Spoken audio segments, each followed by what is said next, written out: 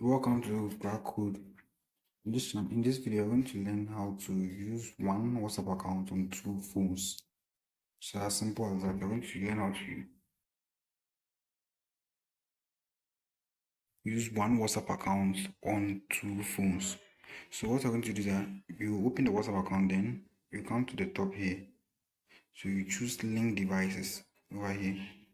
So these link devices is going to help us to connect it to either other computers or maybe another phone or any other electronic gadget that you want to link this account to. So the message you're going to receive on this phone will be the same as the one on the other one, on the laptop or any other thing. So you click on this link device. You can choose whether to use Wi-Fi or continue to use with the mobile data. You use the mobile data or Wi-Fi. So that place you can check. So you either you scan it or you use the number. So when you put your number there, then it will give you a message, then you use it, or you use the other phone to record the screen of the thing so that it will capture the QR code.